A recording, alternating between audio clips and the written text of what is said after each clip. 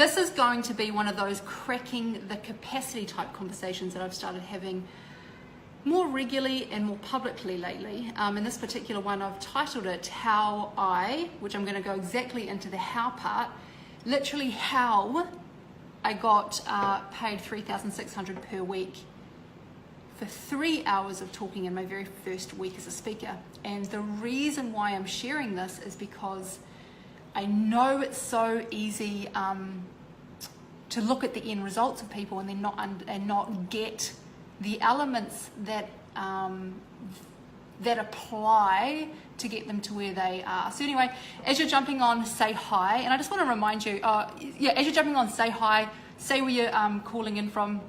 And this is going to be a very much an on-the-court conversation and very practical. And my intention for all of these conversations is really to crack this lid that you've been living under, essentially. Hey Jeanette, hey TC, hey Michelle, nice to see you all. And I'll give the exact steps that it took me to be getting paid $3,600 per week as my first year as a speaker. And the reason why I'm sharing this is because so often we get distracted by the end goal, and because we're so distracted by that end goal, we actually miss the first steps. So that's why this conversation is really, really important, because as long as what you are distracted by the end goal and missing the first steps, then you're not taking action. Hey Mans, I'm so glad you enjoyed the Friday conversation. This is going to be a similar vein, but a different kind of spin on it. Hey Michelle. And here's what I say, when I talk about getting distracted by the end goal and missing the first steps, and I'm about to get into exactly how I created the 3,600 in a moment, but I want to say at 3,600 per week. But here's what I want to say, is that yes, I'm a huge practitioner of getting really, really clear on the vision and then reverse engineering that and then showing up on a daily basis in alignment with that vision. So I just want to say, like, this is key. And yet what I see is that so often people are fixated on the end result. And by being fixated on the end result, what they're doing is they're looking at the end result and they're going, how can I get there? How can I get there? How can I get there? And then because the things aren't showing up automatically, like smacking them in the face, they're like, don't know how to do it, too hard, and then not taking those first steps that actually do lead you along that path. So this is a conversation about really being 100% unstoppable and listening to those internal nudges. And here's what I want to say, if you are enjoying this, hey Jeanette, if you're enjoying these types of conversations from me, please hit that heart button. I literally am only doing these because there seems to be a want to hear more of this practical level of conversation, not just ideas, but actually what do those ideas look like in real life when they're applied. So hit that love heart if you do want to hear more conversations like this, and if there's a shit ton of then I'll just keep doing them. So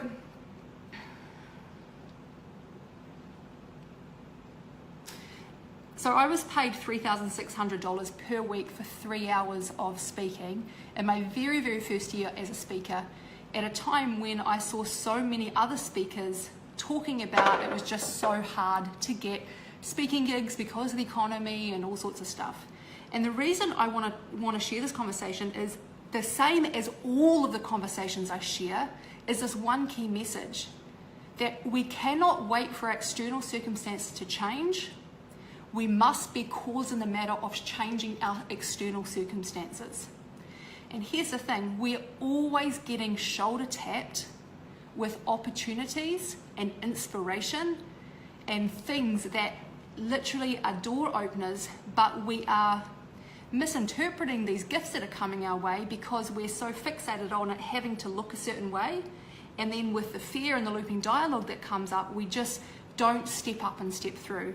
So here's the thing, when I created that year where I was paid $3,600 per week, I actually didn't even start off with any intention on getting paid as a speaker.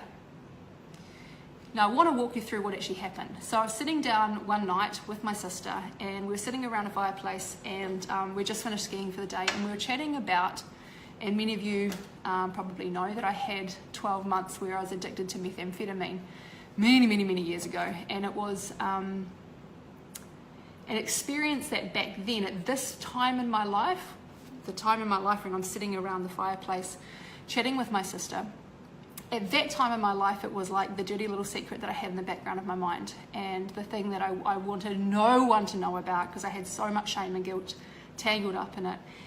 And that night when we were sitting there, that night as we were sitting there drinking hot chocolate next to the fireplace, and we were talking about the experiences that we both had while we were on methamphetamine, what we were talking about was actually what happened that had us slide into such a intense addiction with such an intense drug that growing up I never would have thought that I would have ended up being addicted to methamphetamine. So this story I'm about to share, team, has direct relevance. This is the start of the story of what led me to being paid $3,600 a week. And whether you want to be a speaker and get paid really well for that, or these other dreams that you actually have got sitting in the back of your closet that you don't know how to dust them off and actually access them, this conversation is 100% relevant.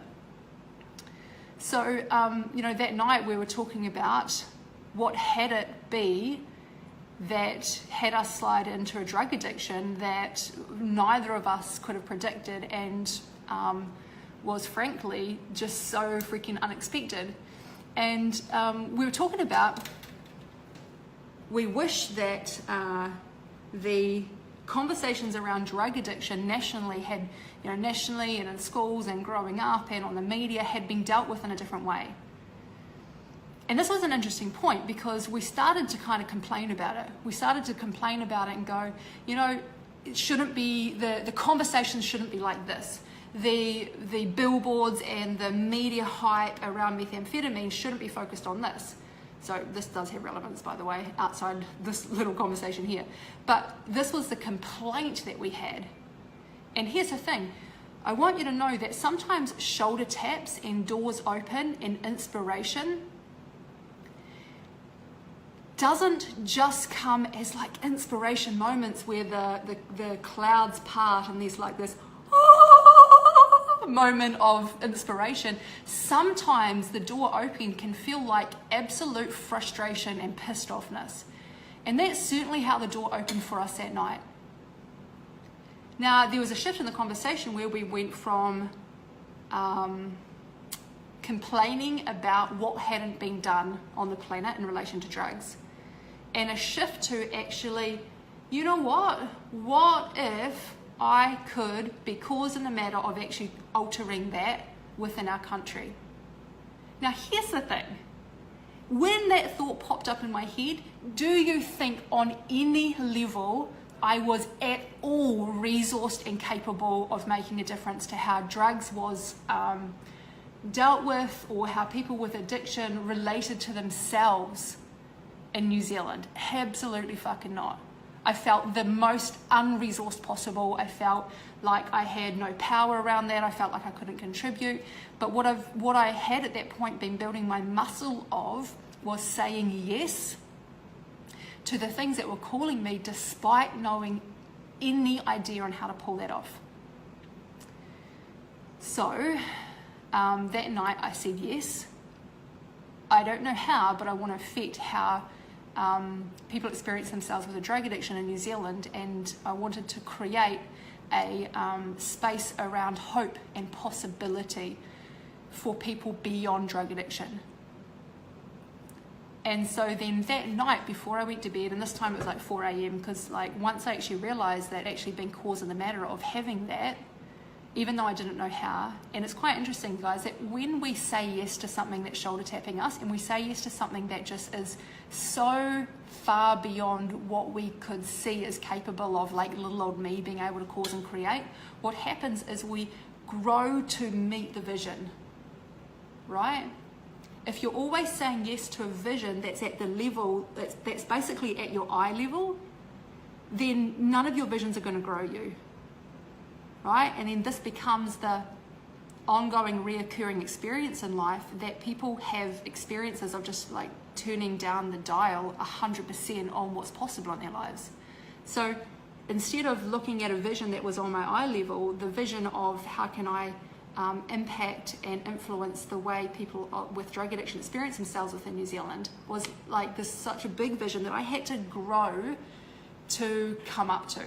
So that night before I went to bed, and this is the thing, so you get shoulder tapped, you have moments of inspiration that can look like frustration initially, right? Hit the love hearts if you're following what I'm saying. And then you say yes, because most of the times we're having doors open all the fucking time, team. I really want you to hear this in the conversation, and all the conversations that I'm bringing to the table, is that we're always having doors opening up to us. But if you're so fixated on it looking a certain way, you're not going to recognize the sea of fucking possibilities that you're literally being surrounded by, and then you're not going to access your power. So literally in that moment of going, you know what, fucking hands up, why don't I just be the one instead of waiting for someone else to actually make the difference? And then here's the next thing. So say yes, even when you have zero idea on how to do it. And then the second key thing is speed of implementation. So if you're not familiar with that term, like get familiar with it, marry it. It's the biggest access to cracking open your power. Speed of implementation. What it means is the moment you get a door open, and then the moment you then say yes, even when you don't know how, and then speed of implementation is take action right now, throw your hat over the fence and get the wheels turning in the moment of your highest peak of inspiration. Because here's the thing, is what most people do is they go, oh yes, and I'll manifest it. Well, depending on how people approach the word manifestation, sometimes it can be used as a way to not actually take action in the moment. Here's the thing, you want to take action right then and there when your motivation is at its absolute peak. So what that meant is 4 a.m. before I went to bed, I literally just sat down. I thought, okay, who the fuck can I email to start getting these wheels in motion? And I just sat there and I thought of all of the people that I possibly could with connections, and I just started emailing. Hey, blah, blah, blah, my name's blah, blah, blah. This is what I see. This is what I see as possible in the world. And this is what I'm committed to helping to facilitate and creating. Do you either know of someone I can connect with, or, you know, like that kind of conversation. It was like just throwing out fishing lines. So I threw out as many fishing lines via emails as what I possibly could at 4 a.m. before I went to bed. And then I went to bed knowing for a fact that I had totally, utterly stood up and taken action. And this is where the speed of implementation comes in. Now, here's the thing. In the morning, momentum was already created outside of me. Now all I had to do was that particular day, for that day, create and cause more momentum, throw out more fishing lines, cause more conversations. Now I want to fast forward because I don't want to keep going into that conversation, but here's what ended up happening. And this is how we're going to lead to the point of where I was actually paid $3,600 per week for 3 hours speaking every single week in, week out. As a speaker for my first year of speaking, when I didn't even intend on speaking, is that what came out of that is that by consistently every day making unreasonable requests, having unreasonable conversations, then guess what happened? Things like dots started connecting. Dots that I had no idea that could even be connected started connecting. People started popping out of the woodwork and connecting me with different people. So here's the thing, in 3.5 weeks, after sitting at the fireplace that night, 3.5 weeks later, I was on an aeroplane flying up to Auckland, and I was heading into like the biggest meeting that I'd ever had in my life at that point.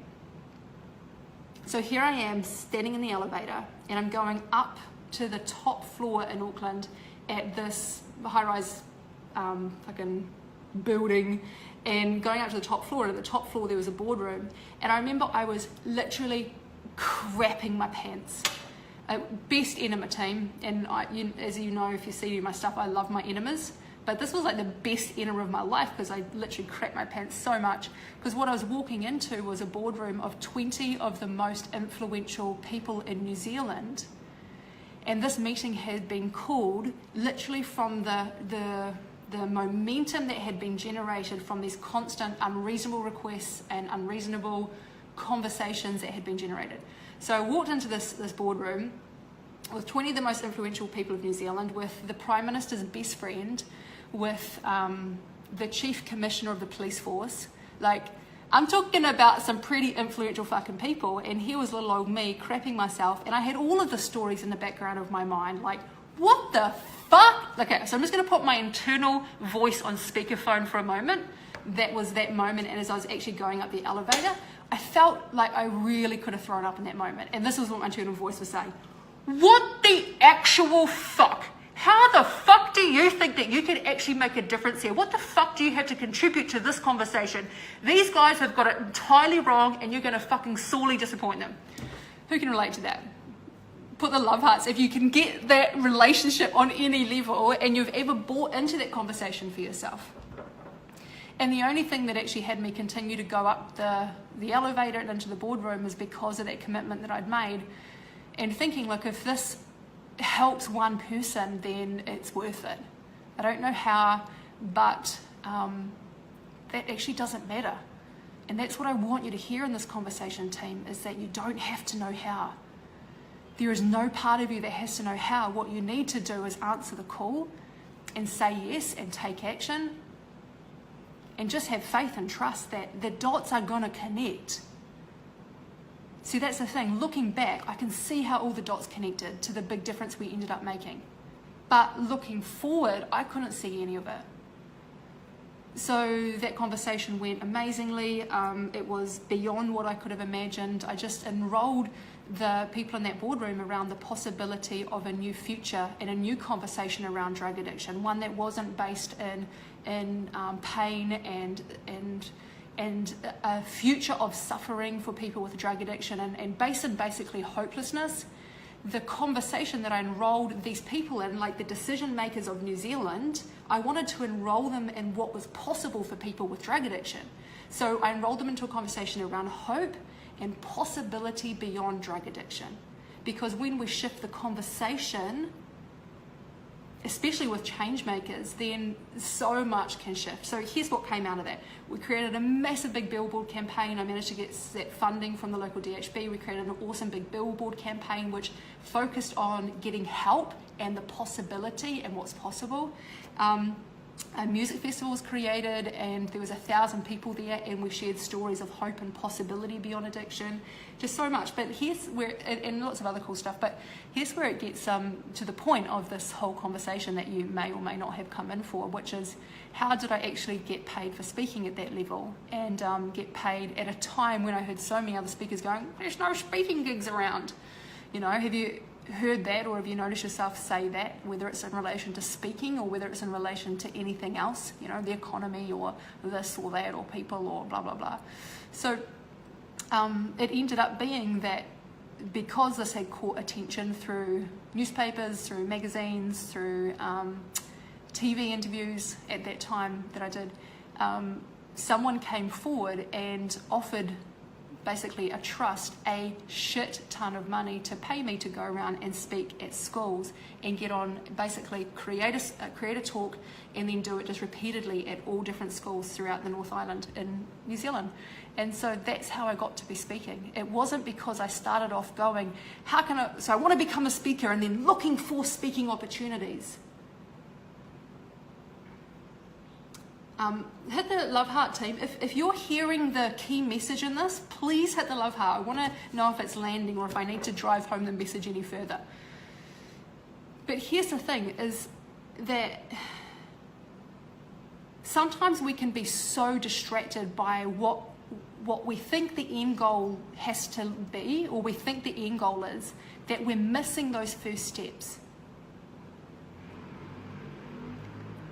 And the only way I got to actually being paid so much money on such a regular basis, like every week, for something that I literally was going to do for free, was only because of, in the moment when I was frustrated by something out there in the world, I just went, step up, cause in the matter.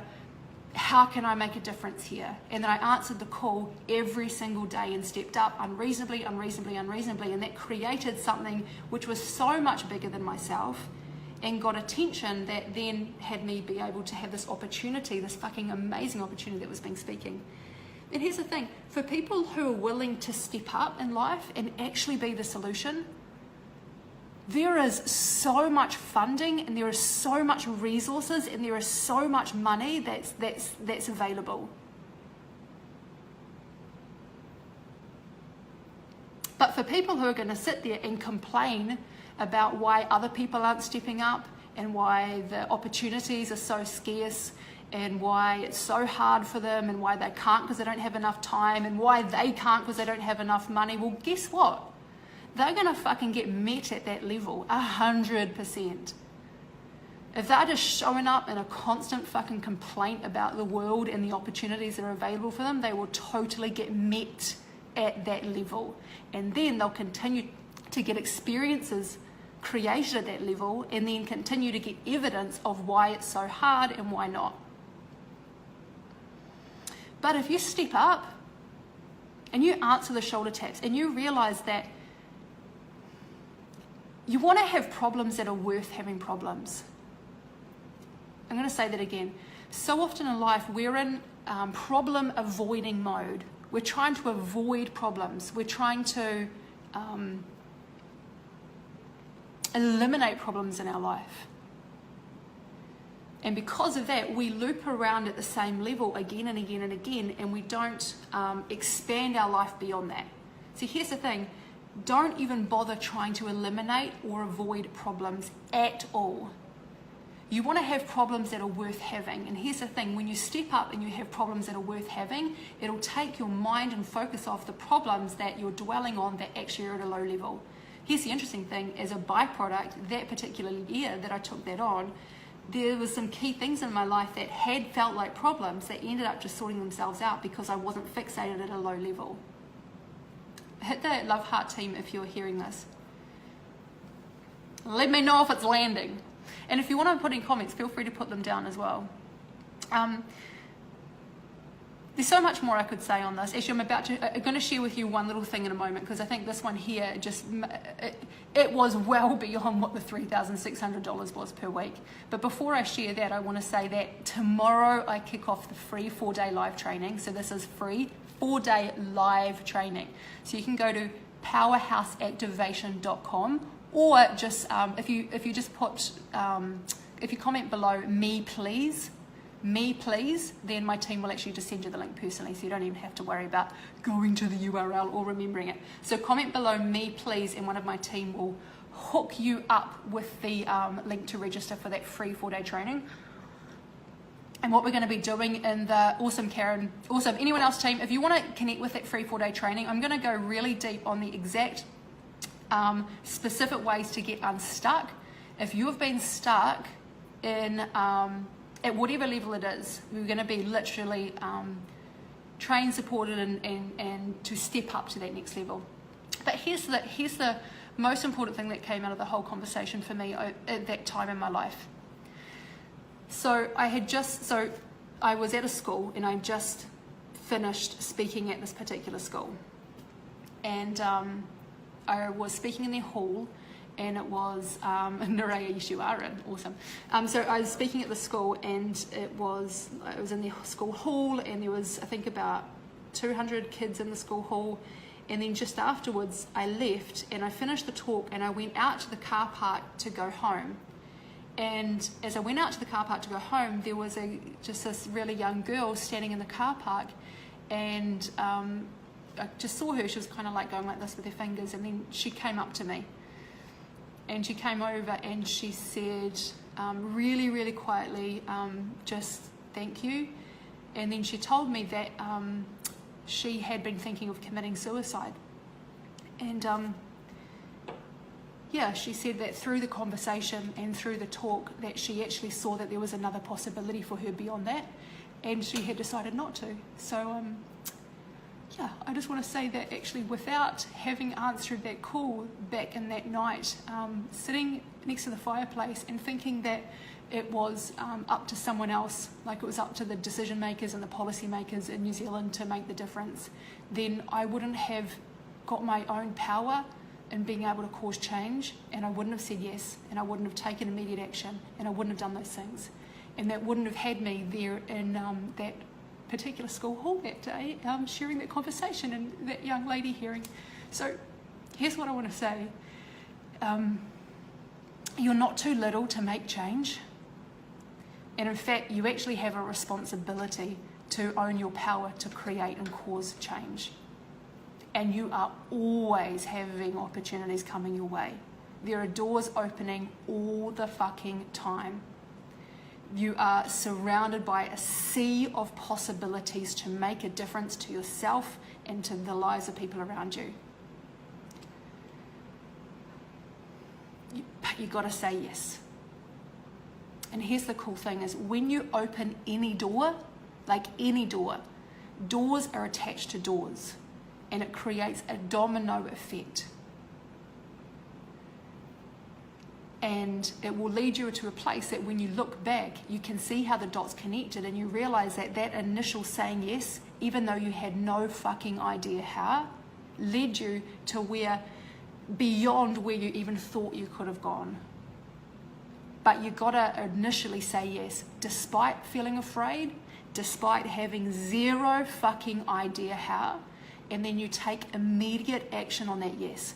Speed of implementation, I'm going to say two things about it, is number one, it's about taking action before the moment closes down. Because we have these opportunities that open up in our lives and we want to take action right then and there and start the momentum going, because if we don't, what's going to happen is that the moment will close down. You will have noticed this so many times in your life when you've had moments of inspiration, moments of frustration, and then you didn't take action and then what happened? It closed down. And here's the thing, our brain is literally wired to validate and justify why not. So when you don't take immediate action, the opportunity closes down, and then what happens is the brain goes into all of the reasons and all the stories of why not to do that thing. So it's called backwards rationalization. And then you'll get the evidence. And hasn't that happened just a million times over and over and over again? And then you get more evidence for stuckness, and then you look out and you see more people growing and progressing, and then it feeds into the story even more that you just, have kind of lost the boat. So that's the first reason why speed of implementation is really important. The second reason why speed of implementation is just fucking everything is that because you're getting doors opening all the time, is you want to literally, the moment you take action and you answer the call, it literally sends the signal out to the universe or whatever it is that you believe that, yeah, I'm fucking paying attention. Send me more signals. Send me more opportunities and nudges, and open the next door. Because when you literally take action on the things that are coming your way, you will get more things coming your way and it snowballs. But when you aren't taking action on the things that are coming your way because of fear or whatever looping story you've got in the background of your mind, it literally kinks the hose of the whole possibility, like a whole future of what could happen. So think about it, doors attached to doors. When you open a door, it will start a domino effect of other doors, and you literally have no idea where it's going to lead you. But I tell you what, when you have courage to step up and say yes and take action, those will lead you somewhere beyond what you could possibly imagine. So just a reminder that we kick off tomorrow for the 4-day live Inner Powerhouse Activation Training. I'm going to train you for 4 days, and specifically how to crack open that lid. So just to make it easy, if you comment below me, please, and then my team will get you connected up, and it's free. It's free. I'm doing this one for free. So, and also I just want to say, if this conversation has resonated with you and if you found it really useful, please feel free to, or if you want to, please feel free to share this out. Because it would make a huge difference to me for it to be shared out, because I just think there's so many people that need to hear these conversations. And quite frankly, the only reason why I've decided to get up off my ass lately and share more of the conversations that me and Hen have like on a daily basis in the background is because I just think it will make a difference, and I kind of see now as my responsibility to do. And that's what I want to impart for anyone who's listening to these conversations, that we actually have a responsibility to step up and show up and actually operate at our fullest capacity. Anyway, so please share this video out. That would be an awesome help. And let me know below this if you want more conversations like this, cracking the capacity. And I'll see you kicking off tomorrow inside the 4-day live Inner Powerhouse Activation Training. All right, much love.